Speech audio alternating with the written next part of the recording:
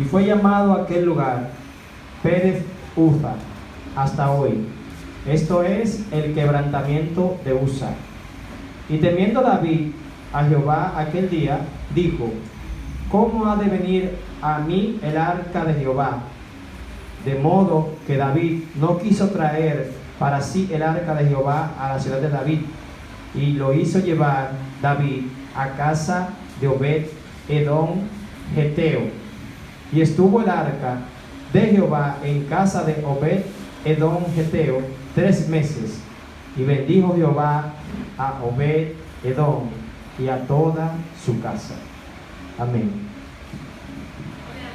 Damos gracias al Señor, ¿verdad? Y también a nuestro hermano Víctor, que me sacó de esta patana. Alabado sea el nombre del Señor. De regreso con el arca a Jerusalén. Como que este tema, ¿verdad?, es un poquito chocante, el arca. Desde los tiempos antiguos, especialmente los tiempos de Moisés, el Señor llama a Moisés y le dice: hazte una casa donde yo habitaré y allí me mostraré con ustedes. Y le dice: y hazte un arca, y le dio con puntos y detalles todo lo que debía ser, el lugar donde lo iba a poner y la forma en que iban a entrar a ministrar, porque Dios se le iba a revelar al pueblo y allí Dios iba a tratar con Moisés sobre lo que el pueblo tenía que hacer. Pero entendemos que el pueblo de Dios eligieron en olvidar las cosas. Olvidaron todas las señales y prodigios que Dios había hecho en el desierto cuando sacó al pueblo de la esclavitud de Egipto y le mostró su gloria, su poder, dándole a entender de que ellos no estaban solos. El Señor llama a Moisés y le dice: hazte un arca y llévalo al lugar santo. Allí entrarás tú una vez al año a ministrar. Aarón te ayudará en el ministerio y ministrará en el templo, pero al lugar santísimo solo tú entrarás una vez al año. Y dicen que los hijos de Aarón, el cual fueron escogidos por Dios, llamados por Dios para el sacerdocio, decidieron un día ofrecer sacrificios extraños a Jehová en el altar, en el lugar santísimo, donde estaba depositada el arca. Y dice la palabra que descendió fuego y Dios consumió a estas personas. El arca de la alianza, como podemos llamarlo, o el arca del testimonio, o el arca del pacto, era la presencia misma de Dios simbolizada en esta caja, el cual el pueblo de Israel anhelaba, amaba, cuidaba, adoraba, porque entendía que ella simbolizaba la presencia de Dios. Para usted y para mí, hermano, Cristo debe ser lo mismo, porque Cristo es superior al arca. Hablando de algo material, hablando de algo que fue hecho humanamente, Cristo es superior al arca, porque Cristo fue quien instruyó a Moisés para que hiciera este objeto. En el arca se contenían 3 cosas: las leyes por el cual Moisés escribió, dadas por Dios para que el pueblo de Israel se guiara. Estamos hablando de las 2 tablas de las leyes. También estaba la vara de Aarón como testimonio vivo del llamado sacerdotal que tenía Aarón y la autoridad que Dios había delegado sobre ellos.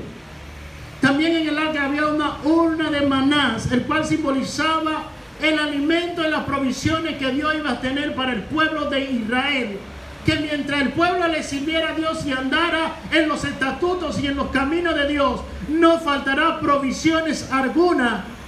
También simbolizaba el maná a Jesús mismo, porque dijo: yo soy el maná que descendió del cielo, yo soy el pan de vida, el cual sustentaré aquello espiritualmente hablando.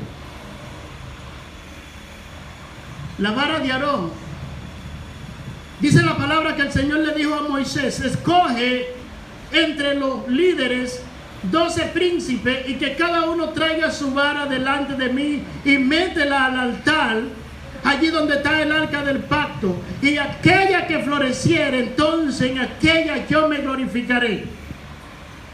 El pueblo de Israel hablaba y murmuraba porque decían que el legado sacerdotal solamente estaba entre la familia de Moisés. En el tiempo que Moisés lleva las varas de Aarón y las 11 varas más con el nombre de cada tribu o cada príncipe, dice que la pusieron en aquel lugar, y al otro día Moisés entró al lugar santo, y que cuando sacó las varas, la vara de Aarón había florecido, dándole a entender que Aarón había sido llamado por Dios, que Aarón había sido escogido por Dios, que Aarón, tenía la autoridad divina de Dios. ¿Sabe por qué Dios hizo eso? Porque el pueblo andaba criticando, murmurando, hablando, y Dios le dio a entender que Aarón había sido tomado por él. No sé cuántas veces Dios nos ha llamado como un ministerio, o Dios ha puesto ministerios en usted y en mí, y cuando queremos ejercerlo y levantarnos para trabajar, alguien se va a levantar en contra de que ese ministerio no crezca. Y quizá usted está muy tranquilo, pero haciendo la voluntad del Padre, haciendo la voluntad de Dios, haciendo la voluntad de aquel que lo llamó, y dirán, bueno, usted está muerto, este no hace nada, pero tú estás ahí, y Dios te tiene ahí tranquilo, con el ministerio vivo. Alabado sea el nombre del Señor, porque aunque la vara de Aarón estaba seca, Dios sabía que la vara de Aarón contenía poder y autoridad, porque era divina y llamado por Dios. Tu ministerio no muere porque el enemigo lo diga, tu ministerio muere cuando Dios decida quitarlo. Y aunque el diablo se levante, la autoridad que Dios te ha dado debe ejercerla. Alabado sea el nombre del Señor. Gloria a Dios. Pero si vamos a 1 de Samuel en el capítulo 2 en adelante, vamos a ver la historia de Elí y sus hijos. Dice la palabra que estos también eran sacerdotes de Dios y fueron llamados al ministerio para ministrar la palabra en el templo en Siloé. Y dice que estos eran impíos a pesar de que eran sacerdotes, porque hacían todo lo contrario a la voluntad de Dios. Siempre que se ofrecía sacrificio, iba y sacaba lo mejor para sí, bendito sea el nombre del Señor, para comérselo. Cogían las ofrendas, y cuando las mujeres iban al templo, ellos las llevaban a prostituirse. Y dice la palabra que esto llegaba a los ojos, a los oídos de Elí. Pero allí había un hombre que Dios había levantado, aún siendo muy joven. En el capítulo 2 dice la palabra que mientras Samuel ministraba en el templo siendo aún niño, dice que un varón de Dios o un hombre de Dios se levantó y fue donde Elí y le dijo: si el impío hace cosas inicuas delante de Dios, lo juzgará el hombre, pero aquel que es llamado por Dios, Dios lo juzgará. Dice la palabra, hablando el hombre de Dios hacia Elí, porque era el sacerdote: Dios juzgará a tu casa, y no se levantará más descendencia, ni jamás habrá sacerdote en la casa de Dios por causa tuya. Pero en el capítulo 3 vemos como Dios le dice a este hombre: nunca haga yo tal cosa. Porque Dios había prometido a Elí que iba a levantar descendencia de él sacerdotal para que ministraran en el templo. Pero dice la palabra que Elí no había tercado el camino de sus hijos, o sea que estaba de acuerdo, a pesar de que no estaba de acuerdo, pero permitía que los hijos de Elí hicieran lo que quisieran en el templo. Y esto fue a la presencia de Dios. Dice la palabra que por el pecado del hombre, la palabra de Dios había escaseado en Israel. La palabra de Dios había escaseado en el templo para ministrar al pueblo de Israel. Y siendo Samuel muy pequeño, dice que el Señor por 3 veces llamó a Samuel, y Samuel no entendía. Pero Elí entendía que Dios estaba tratando con Samuel. La 4ª vez le dice: cuando escuche la voz de quien te llama, Dile, habla Señor, porque tu siervo escucha. Dice la palabra que llegaron la voz de Dios hacia Samuel y le dijo, yo castigaré la casa de Israel, la familia de Elí la castigaré de tal forma que aquella persona que le escuche le retiñará esto en los oídos y no lo olvidará. Y será día de dolor y amargura para la casa de Elí por haber vivido en el pecado. En el capítulo 4 vemos la historia que se levantaron los filisteos y dice que se tomaron el arca y se la llevaron y los dos hijos de Elí murieron. Porque cuando Dios declara palabra, hermano, se cumple la voluntad de Dios. En el capítulo 4 y capítulo 5 vemos la historia. Pero si vamos al capítulo 22, alabado 22, bendito sea el nombre del Señor, de Primera de Samuel, nos vamos a dar cuenta que siendo Saúl rey de Israel,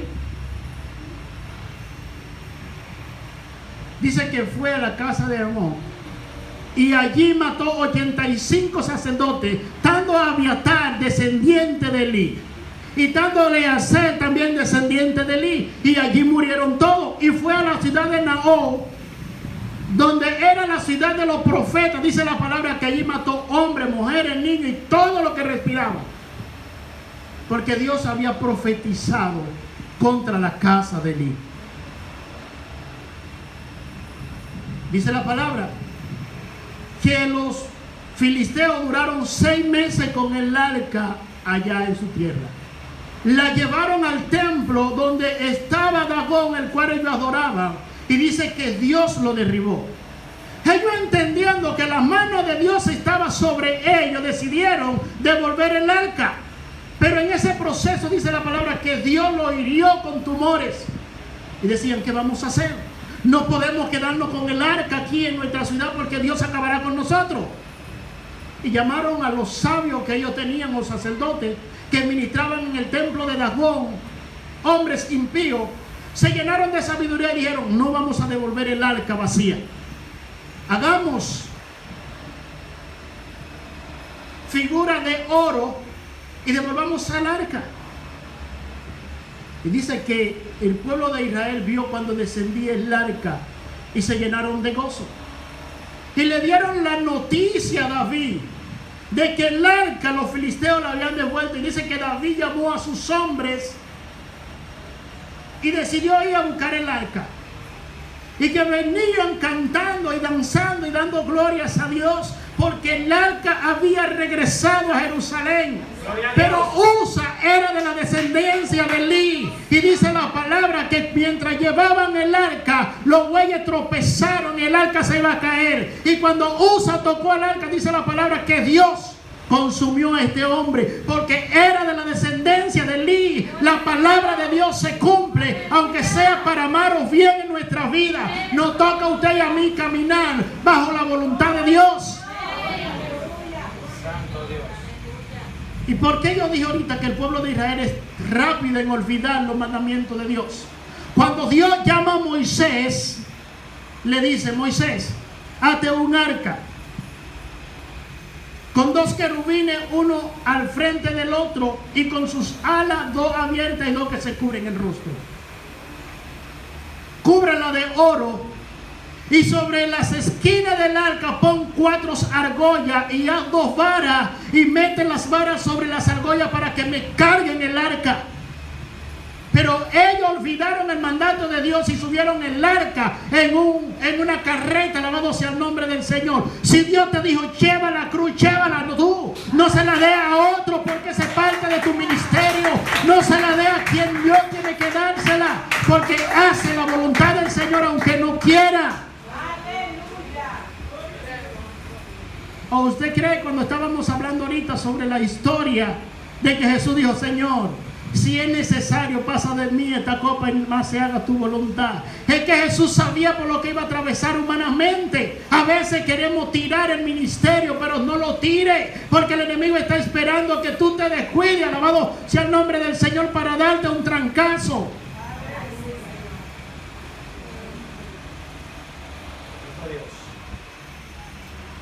Dice la palabra